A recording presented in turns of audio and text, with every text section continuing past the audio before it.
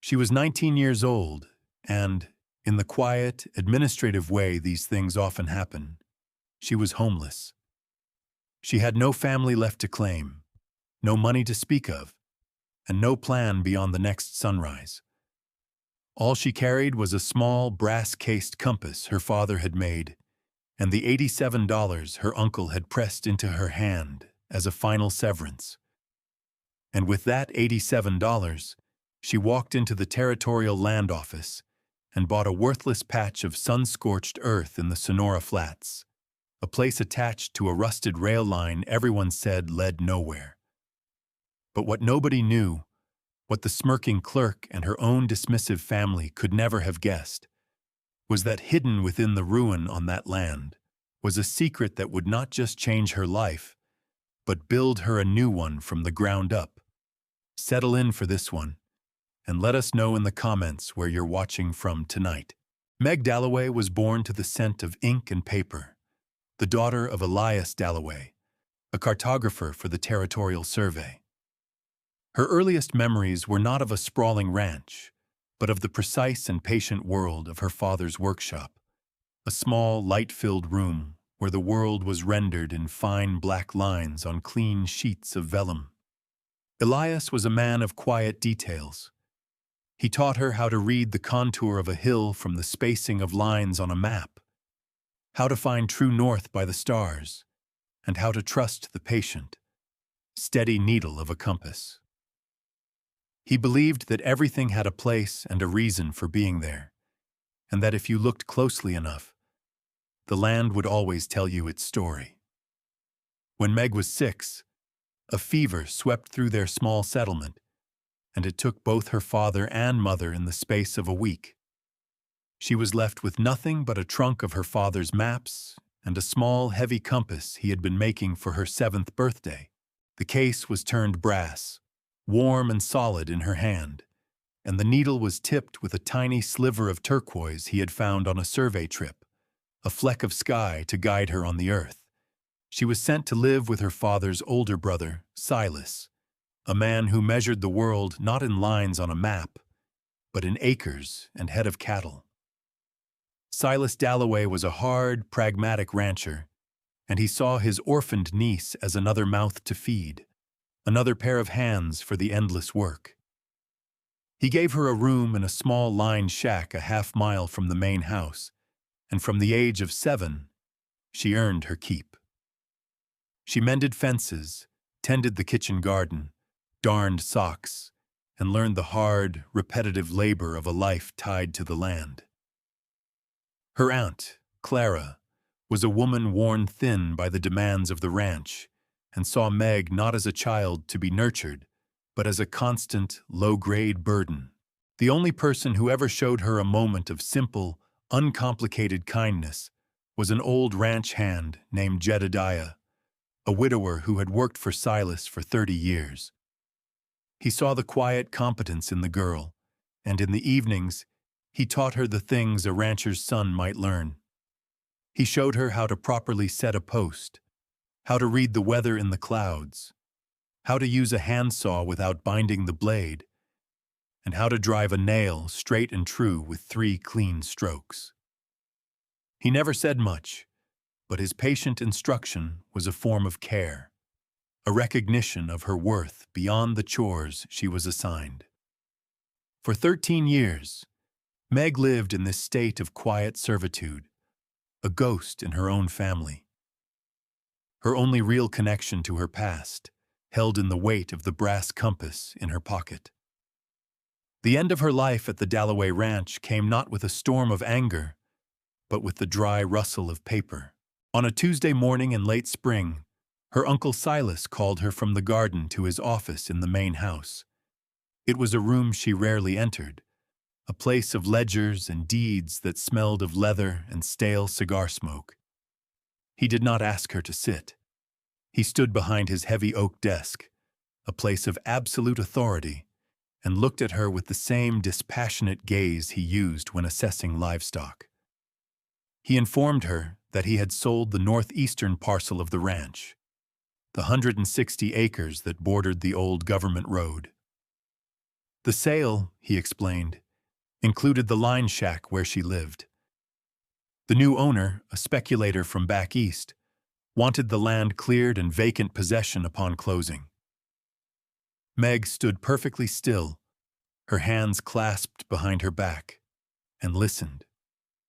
She knew what this meant. Silas went on, his voice flat and businesslike. His own son, Robert, was to be married in the fall, and his new wife would be taking over the management of the household gardens and kitchens.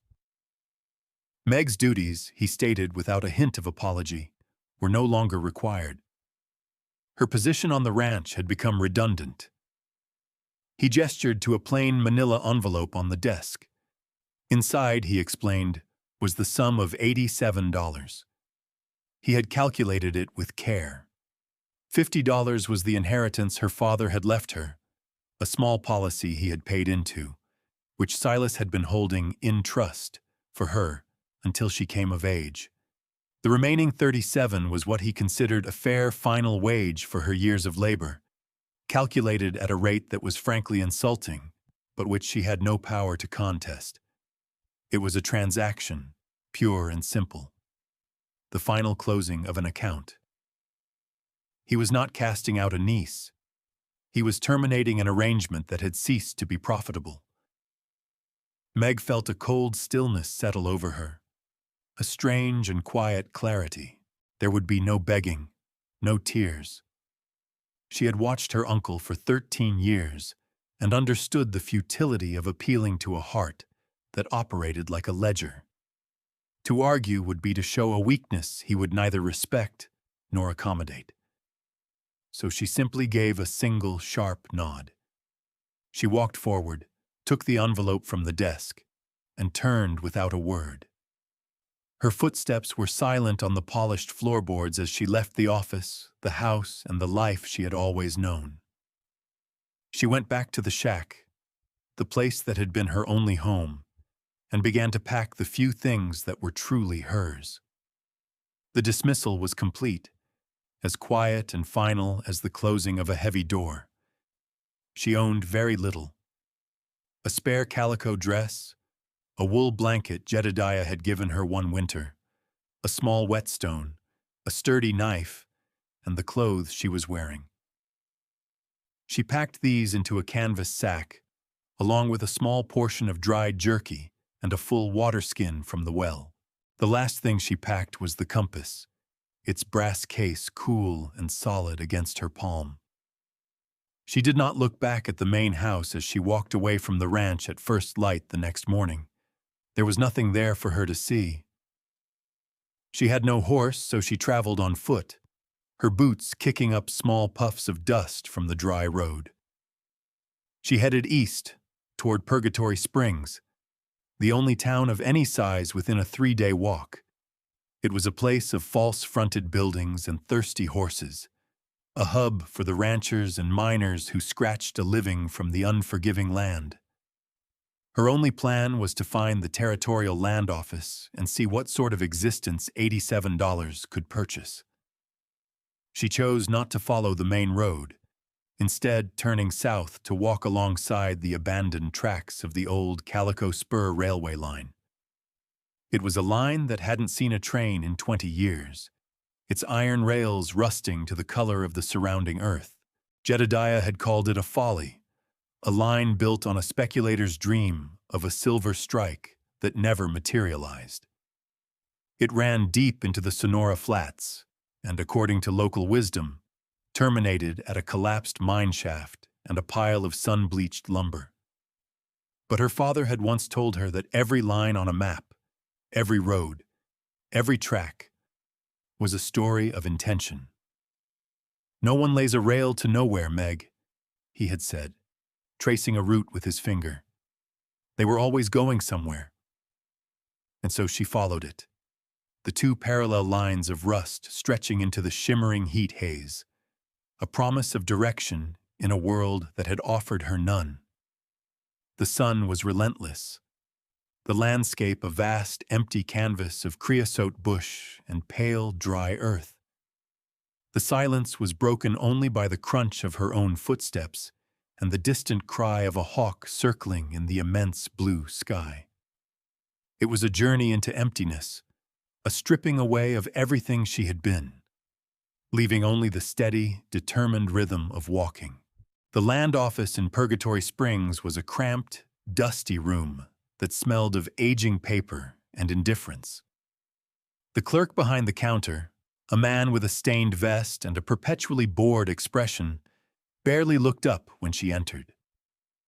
When Meg explained her purpose and laid her $87 on the worn wooden counter, a small, sad pile of bills and coin, the man gave a short, humorless laugh. He gestured vaguely at a large, fly-specked map of the territory pinned to the wall. $87, he said, drawing the words out with mocking slowness. That might get you a burial plot, miss. Not much else. He told her the good parcels, the ones with water or decent grazing, were long gone, bought up by ranchers like her uncle. What was left was desert scrub, alkali flats, and rock. He seemed to enjoy her predicament, the small power he held over her meager hopes. Then, a cruel glint appeared in his eye. He tapped a finger on a remote section of the map, far out in the eastern flats. There is one thing, he said, a smirk playing on his lips. A 5-acre claim out along the old Calico Spur. Got a derelict line shack on it, according to the survey. Been on the books for 10 years. No one's ever wanted it. He named the price for the deed and the filing fees. It came to $86.50. He was offering her a ruin at the edge of nowhere, a piece of land everyone else considered worthless. He expected her to refuse, to walk away defeated. Meg looked at the map. She saw the thin, spidery line of the Calico Spur, the very tracks she had just followed. She saw the small, square outline of the claim, an island of ink in a sea of empty parchment.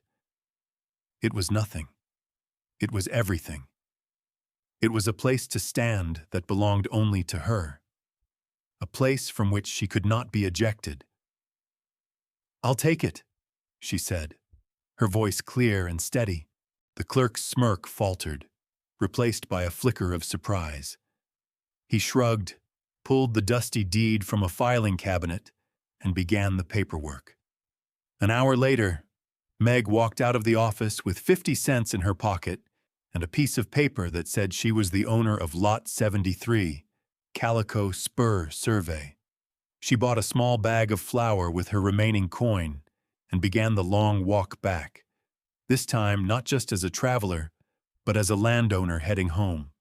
She found the shack 2 days later, just as the sun was setting. It was little more than a skeleton. Built from weathered railroad ties and salvaged planks, it listed to one side as if tired of standing. The roof was a patchwork of rusted tin and bare rafters, gaping open to the sky. The single door hung from one leather hinge, and the window was a jagged, empty square. Inside, the floor was just packed earth, littered with sand and the debris of years of neglect. But it was solid in its bones. The 4 main posts were thick, creosote-soaked timbers, and at one end stood a small fireplace and chimney built of stacked river stone, dark with soot but seemingly intact. It was a wreck, a forgotten piece of the world. But as she stood in the doorway and watched the last light paint the desert in shades of purple and orange, she felt a sense of ownership so profound it was almost dizzying. It was broken, but it was hers to mend. She began the work of reclamation the next morning. Her first task was to make the shack defensible against the elements and the desert creatures. She swept out the years of accumulated sand, dust, and animal leavings with a makeshift broom fashioned from a creosote branch. She used her hatchet to pry the remaining rotten planks from the roof, letting the full force of the desert sun pour in, sterilizing the small space. The structure was small, no more than 12 feet by 10, But the stone hearth at the eastern end gave it a sense of permanence, an anchor against the vast emptiness outside. It was the most solid thing in the place, and she decided to clean it first, to make one corner of the ruin truly clean. The firebox was choked with old ash, hardened by time and moisture into a solid gray mass. She chipped away at it with the blade of her hatchet, scraping down to the stone beneath. As she worked her way to the back, clearing the soot and debris, she noticed something odd about the hearthstone itself, the single flat slab of sandstone that formed the floor of the fireplace. Unlike the surrounding stones, which were set in a crude clay mortar, this one seemed to sit loosely in its bed of sand. Curious, she wedged the tip of her knife into the seam and wiggled it. The stone shifted slightly. Her heart gave a small, quiet thump. Using her hatchet as a lever, she worked its blade into the gap and pressed down on the handle. With a grating sound of stone on grit, the heavy slab lifted. Beneath it lay a hollow space, a small, neatly excavated cavity in the earth, and nestled inside was a rectangular tin box, about the size of a loaf of bread, tightly wrapped in a sheath of waxed canvas to protect it from moisture. Her hands trembled slightly as she lifted it out. It was heavy for its size. She unwrapped the canvas, its surface stiff and cool, and worked open the simple clasp on the tin. The contents were packed with an extraordinary neatness. On top lay a small carved wooden bird, a desert finch perhaps, its simple lines worn smooth and dark from years of handling. Beneath it was a folded letter, the paper yellowed with age but the ink still clear and dark. And under the letter, wrapped in a piece of oilcloth and tied with twine, was a small, dense bundle. She untied the twine and unfolded the cloth. Inside was a tidy stack of $20 gold pieces, gleaming softly in the sunlight, alongside a sheaf of crisp, territorial banknotes. She counted it slowly, her breath held tight in her chest. There were over $400 here. A fortune. More money than she had ever seen in her life. It was enough to build a new roof, to buy real tools, to purchase a mule and a wagon. It was the foundation for a life. She set the money aside, her mind reeling, and picked up the letter. The handwriting was precise and elegant, the script of a person who valued clarity. She unfolded the brittle paper and began to read. To the person who finds this place, my name is Esther Vargas. I lived in this shack for 17 years, from 1868 until 1885. My husband Mateo was a signalman for the railroad before an accident took him. This was his post, and after he was gone, it became my home. I am leaving this box here because I have no one else to give it to. My only son, David, went east to find work 6 years ago. I have not had a letter from him in 4. I fear he is not coming back. This money is what I saved over the years, from selling eggs and mended clothes to the folks who live further down this line. It was meant for him, to help him build a life. Now I leave it for you. I do not know who you are, or what circumstances brought you to this forgotten place, but I pray this money serves as a foundation. Use it to build something that will last, something that the wind cannot blow away. There is good stone in the creek bed a mile south, and the clay by the wash makes a fine mortar. Be careful of the summer storms. They come up fast from the south. If you need help or supplies you cannot buy in town, follow these tracks east for another 5 miles. They will lead you into a narrow canyon. There you will find a settlement called Calico Wash. It is not on any map. The people there are good people. They chose to be forgotten by the outside world. Tell them Esther sent you. They will understand. I am an old woman now, and I am going to live with my sister in Tucson. I do not think I will see this desert again. I hope you find your way. I hope you find a home." Esther Vargas Meg read the letter 3 times, the simple, powerful words sinking into her soul. A stranger, a woman she would never meet, had reached across the years and given her not just money, but a map and a blessing. She held the small wooden finch in her palm, its surface a testament to another person's patience and hope, and felt a profound connection to this woman who had also known loss and loneliness. With Esther's words echoing in her mind, Meg felt a new resolve harden within her. She was no longer just surviving. She was building. The next day, she walked the long miles back to Purgatory Springs, but this time she walked with purpose. She bypassed the land office and the clerk who had mocked her. Instead, she went to the mercantile, her list, composed in her head during the long walk, ready. She bought a good cross-cut saw, a heavy claw hammer, a brace and bit, and boxes of nails in 3 sizes.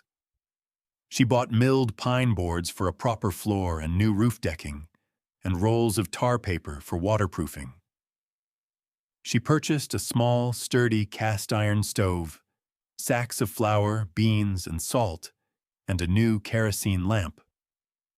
Her purchases were methodical, practical, and she paid for them in cash, the gold coins from Esther's box making a solid, satisfying clink on the counter.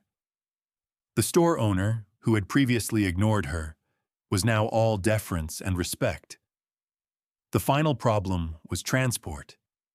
Her supplies formed a small mountain on the mercantile's loading dock. She needed a wagon and a team. The store owner recommended a man named Abel Thornton, an old freighter who made a living hauling goods to the outlying ranches and mining camps. She found him mending a harness in the town's livery stable. He was a man in his 60s, with a face as weathered as old leather and hands that were thick and calloused from a lifetime of handling reins and rope. He listened to her request without expression, his gaze sharp and assessing. He looked at her slight frame, her worn dress, and the pile of supplies, and a skeptical frown creased his forehead. "That's a lot of lumber for a girl on her own," he said, his voice a low rumble. "And the calico spur is a rough track." Meg met his gaze directly. "I'm a hard worker, Mr. Thornton," she said simply. "And the shack is mine. I intend to fix it." She offered him a fair price for the hauling, a price that showed she understood the value of his time and the labor of his mules. Something in her quiet determination seemed to win him over. He spat a stream of tobacco juice into the dust and nodded slowly. "Be ready at sunup," he said. The next morning, as the sky turned from gray to pale rose, Abel Thornton's wagon, loaded with her future, rumbled out of Purgatory Springs, heading east along the forgotten tracks. The journey with Abel was slow and quiet. He was not a man for idle chatter, but as they traveled, he watched her. He saw how she studied the land, how she anticipated the rough patches in the trail, and how she handled herself with a competence that belied her age. When they arrived at the derelict shack, he helped her unload the heavy timbers in the cast-iron stove, his movements economical and strong. Before he left, he stood for a moment, looking at the roof and then at her. "You'll want to set your main roof beam first," he advised, pointing with his chin. "Use the chimney stack as your anchor point. It's the solidest thing you've got." It was a small piece of advice, a gift of his experience, and for Meg, it felt like a vote of confidence. She thanked him, and he simply touched the brim of his hat and turned his team back toward town.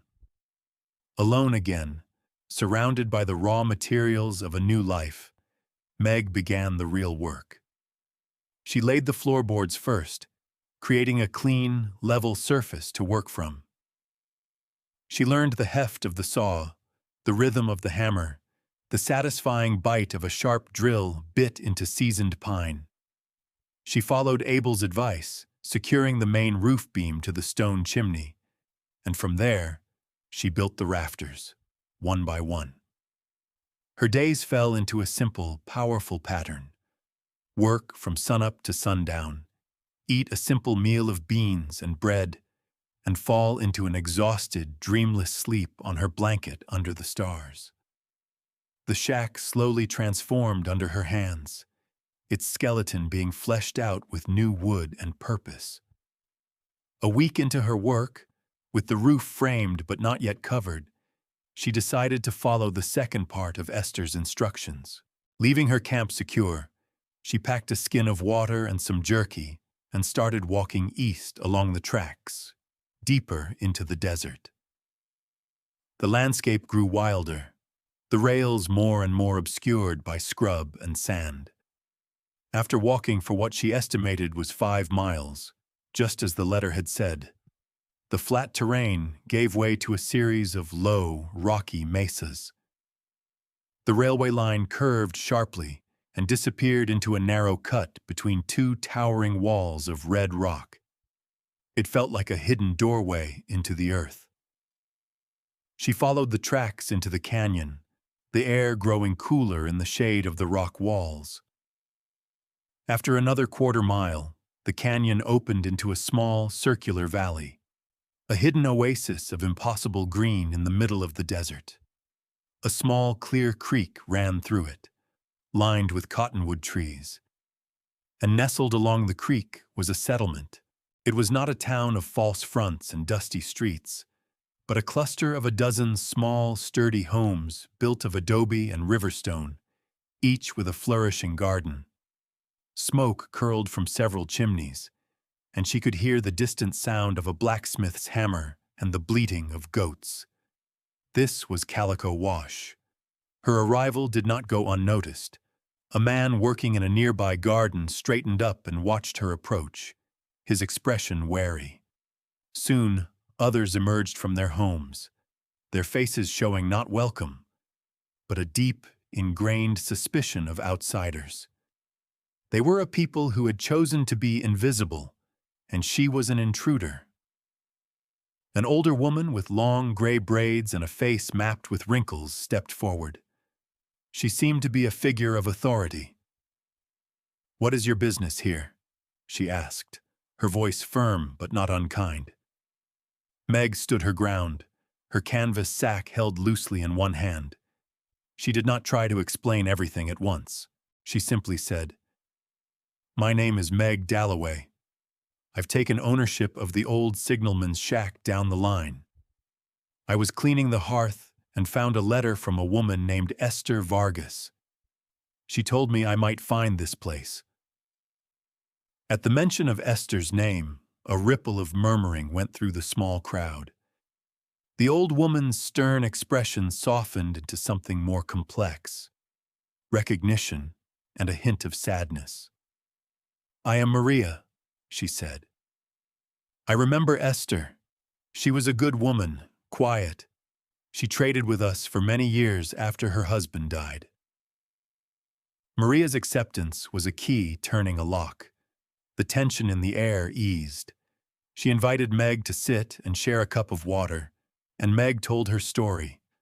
Not the part about the money, but about her uncle, the purchase of the land, and her work rebuilding the shack.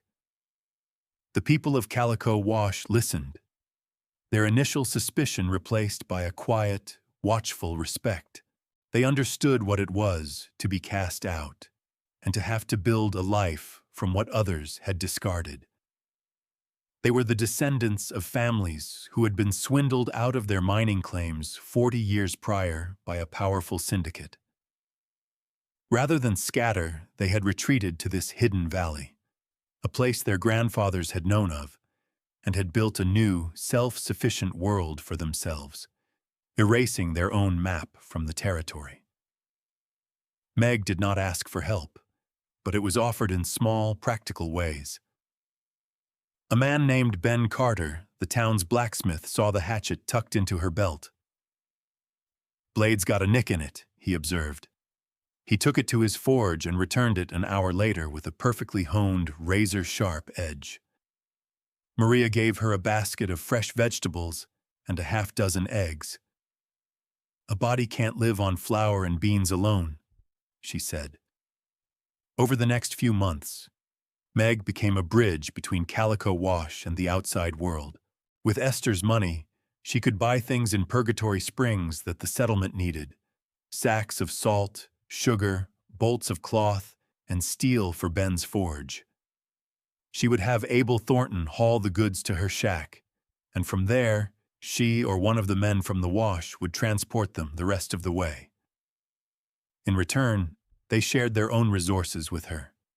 They taught her which desert plants were edible, how to track the seasonal flow of the creek, and how to mix the local clay into a durable adobe plaster. She finished her shack, plastering the inside walls until they were smooth and pale, and building a proper door that shut tight against the wind. Her home was no longer a ruin. It was a small, warm, functional space, filled with the smell of curing wood and the faint scent of the iron stove. The people of Calico Wash knew her name. They waved when she approached. She was no longer an outsider. She was the girl from Esther's shack, a quiet, respected part of their hidden world. Dusk settled over the desert, turning the vast sky into a canvas of deep violet and soft, lingering gold. Inside the small cabin, a warm light flickered from the kerosene lamp on the table, pushing back the shadows. The cast-iron stove radiated a gentle, steady heat, a welcome comfort against the cooling night air. Meg sat at the small, sturdy table she had built herself from the leftover pine boards, her hands wrapped around a warm tin cup of herbal tea. The space was hers, every nail and every plank a testament to her own labor. The floor was swept clean, the wool blanket was folded neatly on her cot, and through the small, square window, she could see the first stars beginning to appear. On the table in front of her, two small objects sat side by side in the lamplight. One was her father's compass, its brass case gleaming, the turquoise-tipped needle quivering ever so slightly, faithfully pointing north. The other was the small wooden finch, left by Esther Vargas, its dark wood worn to a soft, smooth patina. She looked at them, these two small legacies from two people who had cared for a future they would never see. Her father had given her the tools to navigate the world, the ability to read the land, to trust her own direction, to understand that every line led somewhere. He had given her a way of seeing. Esther, a complete stranger bound to her only by the shared ownership of a forgotten piece of land, had given her the means to build a world. She had left a foundation of both capital and community, a map to a hidden harbor, and the resources to drop anchor there.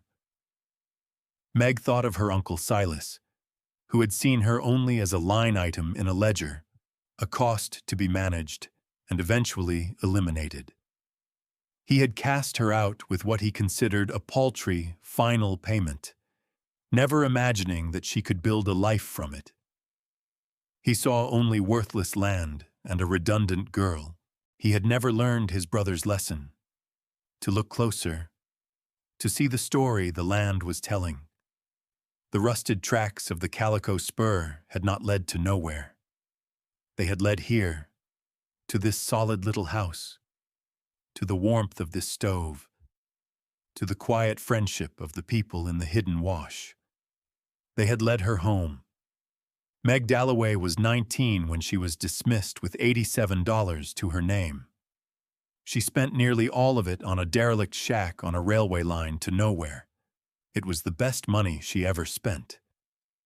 We hope this story found you well tonight. If it moved you, consider sharing it with someone who might appreciate a story of quiet resilience. And for a moment of reflection, we leave you with this question. What forgotten places have you known in your own life? And what hidden value did they hold, just waiting for someone to look a little closer? Thank you for being here with us.